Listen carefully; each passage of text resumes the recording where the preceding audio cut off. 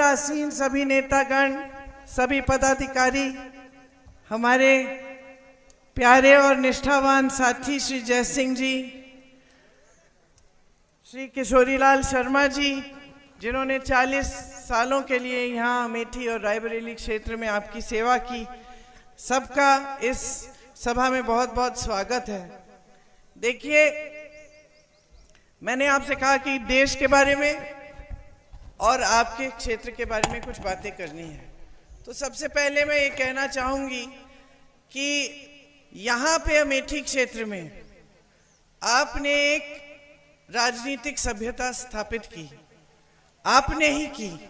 ये आपकी जागरूकता थी कि बार बार आपने मेरे पिताजी, मेरी माताजी को जिताया, और इस किसी आधार पर नहीं जिताया। जिस आधार पर आपने जिताया वो यही था कि यहाँ पे आपके लिए उन्होंने निष्ठा से सेवा की।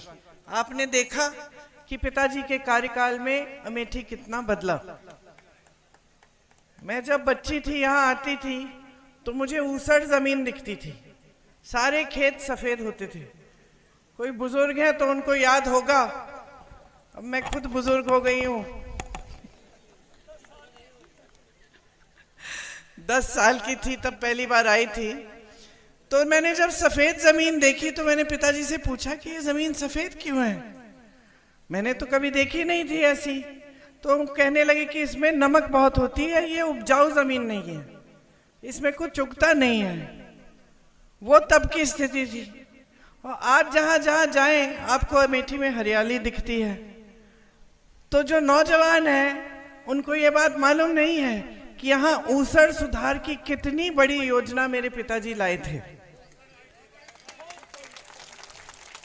2 योजनाएं लाए थे, एक ऊसर सुधार के लिए और एक सिंचाई के लिए। उस समय जब वो गांव में जाते थे, किशोरी भाई साहब बता रहे थे कि किसानों से बात करते थे तो किसान कहते थे कि उपज इतनी है कि हम 7-8 महीनों के लिए अपने परिवार को खिला सकते हैं, और उसके बाद खत्म हो जाता है, हमको खरीदना पड़ता है। तो पिताजी के मन में ये था कि यहाँ पे अगर सिंचाई अच्छी तरह से आ जाए और जमीन उपजाऊ बन जाए तो बहुत फायदा होगा किसानों का। तो सबसे पहले काम तो उन्होंने यही किए। उसके बाद उन्होंने विकास के कार्य किए, बड़े बड़े उद्योग खुलवाए, यहाँ BHEL, HAL, बड़ा अस्पताल खुलवाया, संजय गांधी अस्पताल, और ऐसे तमाम काम किए। आज जो सड़कें